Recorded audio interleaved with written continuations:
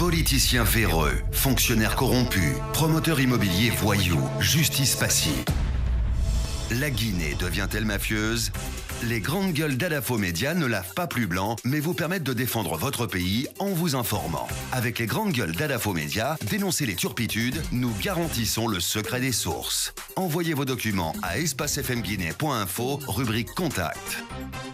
Les grandes gueules d'Adafo Média ou le socle de la liberté d'expression en Guinée. À la une chez les grandes gueules, oui, on va revenir sur cette affaire réaffectation de la ligne budgétaire destinée donc au projet d'école d'excellence des mines de Bouquet. On y revient, la sortie hier sur nos antennes du ministre de l'Enseignement supérieur et de la Recherche scientifique passe mal à l'Institut Géomines de Bouquet, où on note de nombreuses incohérences dans la communication de monsieur Abdoulaye Yoro. Celui-ci, faut-il le rappeler, a décidé donc de réorienter l'enveloppe budgétaire de 12 milliards de francs guinéen alloué donc à ce projet vers l'université Gamal Abdel Nasser de Conakry. Qu'en pense-t-on à l'Institut Géomine de Tamakene? On essaie de joindre ce matin monsieur Oumar Keïta, il faut le rappeler, il est le directeur général de cet institut depuis Paris. Il va intervenir ce matin dans notre émission. Et puis dans la deuxième partie, on parlera de cet autre sujet, la Guinée qui va rendre hommage à Stockley, le Dititi, Aka Kwame Touré, défunt époux du feu Myriam Makeba. Symposium donc prévu à cet effet le 24 novembre ici à Conakry. Un événement qui intervient dans un contexte sociopolitique tendu dans notre pays. Monsieur Boubacar Biro Touré, fils donc du feu Stockley, et monsieur Omar Moriko, homme politique malien, et il va nous rejoindre dans ce studio, mesdames et messieurs. Des réactions des auditeurs, beaucoup de réactions ce matin avec Ahmed Kamara qui nous écrit ce matin. Oui, bonjour les GG, sur la question liée donc à la sécurité, il faut appliquer la loi. Au-delà, je considère qu'il y a une autre raison, sinon comment expliquer? Il y a juste quelques années sous l'ère Comté, avec 4 escadrons, on a pu sécuriser la capitale la plus célèbre à l'époque, escadron numéro 4 de Matam, a même réussi donc à arraisonner un avion transportant donc de la drogue convoyé par des latinos comme récompense. Ces gendarmes ont été emprisonnés. Je demande à l'État de mettre chaque vrai cadre à sa place et observant, sinon avec des corps habillés hommes d'affaires, on ne marchera pas. Ahmed Kamara, évidemment, qui nous écrit ce matin. Nous restons toujours dans le sillage avec Ousmane Gawal Diallo qui réagit, Mamoudou Kondé. Dans une démocratie, les situations exceptionnelles sont définies dans la Constitution. C'est l'état de siège et l'état d'urgence. Donc, article 90 de la Constitution.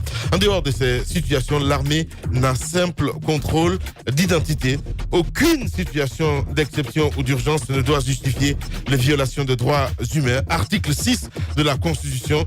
Ousmane Gawal Diallo qui nous écrit ce matin. On reste toujours dans le sillage avec ces auditeurs très nombreux à réagir, avec Konaté qui nous écrit du côté de Dubreka.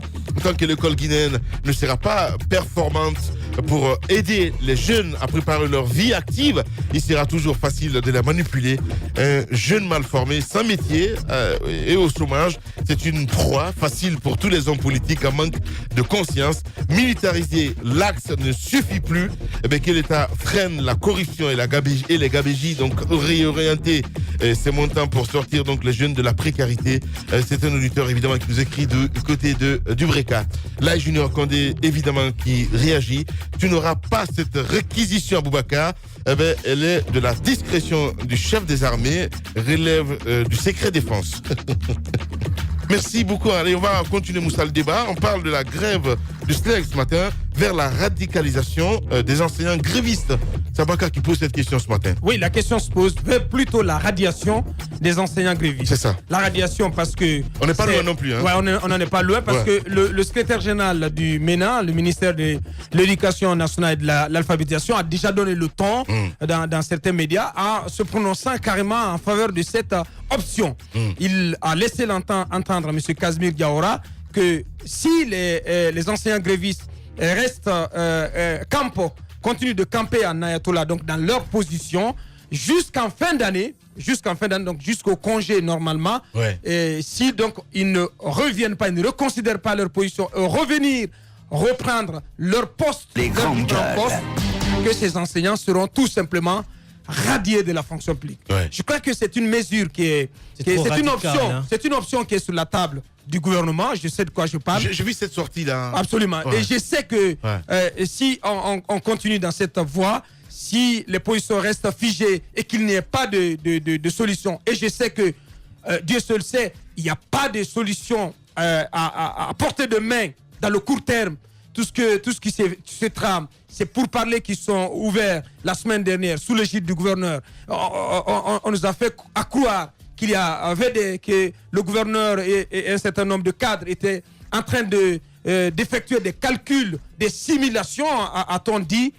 Tout ça, ce n'est que de la poudre dans les yeux des grandes enseignants. gueules. Le Premier ministre a été clair, il n'aura pas un franc pour les enseignants. Je crois qu'ils doivent vraiment intégrer cette décision. Et il a dit que ni cette année, ni en 2019, encore moins en 2020, il y aura absolument rien en termes d'augmentation salariale pour ces enseignants. Bien. Maintenant, est-ce que ce serait une bonne décision donc d'aller à cette mesure extrême qu'il faut qui consisterait donc à balayer tous les enseignants grévistes donc qui ne reprendront pas service d'ici à la fin d'année de 2018? C'est une question qui reste sur la table et j'ose comprendre que c'est déjà une annonce qui a fait boule de neige dans les milieux des enseignants grévistes, dans les milieux du syndicat, du SLEG. Ouais. Et c'est très mal, ça passe très mal. Ouais. C'est la raison pour laquelle je parle de radicalisation. Absolument. Ouais. Donc tout cela va contribuer, comme vous l'avez dit, à radicaliser davantage les positions. Mais on aimerait savoir jusqu'où on ira dans cette épreuve de force et qui va en sortir gagnant. Moi, je pense qu'il faut vraiment privilégier plutôt le dialogue et la concertation. On peut amener les enseignants grévistes à comprendre la situation et à accepter d'autres propositions, mais aller dans de telles mesures à l'extrême, je crois que c'est pas une bonne option. Allez-y, Moussa Moïsi, là. La radiation est la résultante de la radicalisation. Je suis d'accord qu'on n'est pas trop loin. Et en même temps, il faut mentionner cela. Et je pense que certains enseignants l'ont compris. C'est une injustice sociale que de considérer que deux personnes, l'une part au travail, perçoit un salaire. Toi, tu fais grève, tu es à la maison et tu perçois le même salaire, c'est une injustice sociale. Ouais. Quand on ne travaille pas, on ne peut pas avoir un salaire. Ça, au moins, et partout dans le monde, c'est un principe qui est acquis.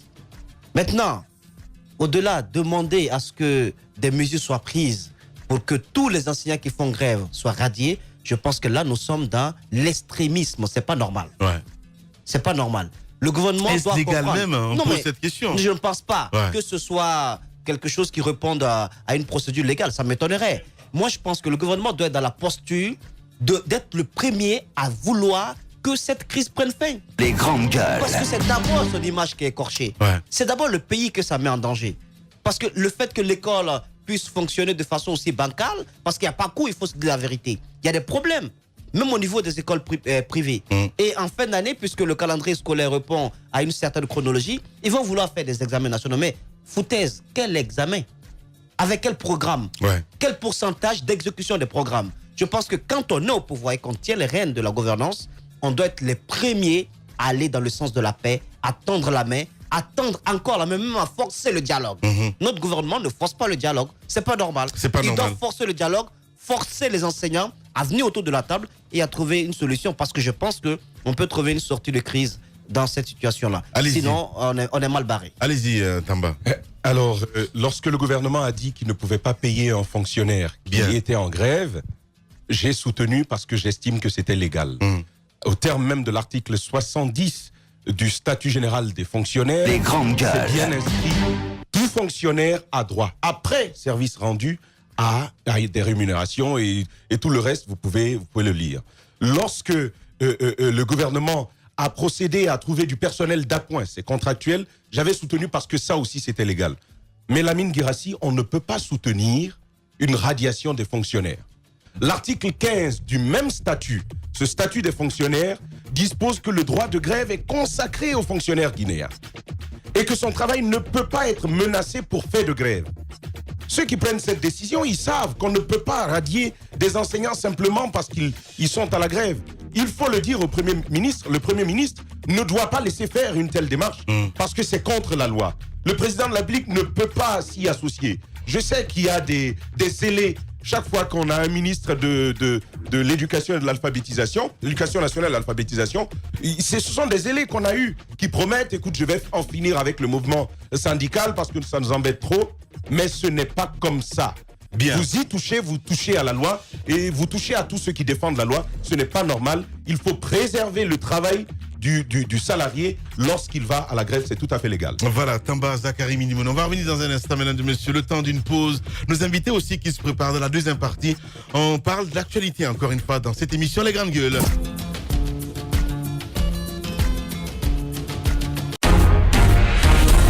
Véritable success story de la radio Espace Guinée, les Grandes Gueules, détentrices des meilleurs scores radio en Guinée, de la meilleure émission talk show, a donné le créneau horaire du départ au bureau et du retour à la maison, récoltant depuis des années consécutives le titre d'émission la plus écoutée en Guinée, toutes catégories confondues. Un grand total de plus de 5 millions d'auditeurs ont été fidèles au talk show Les GG, diffusé jour après jour sur toutes les stations du réseau Adafo Média de 9h à 10h30, un exploit qui restera longtemps dans les annales de la bande FM en Guinée.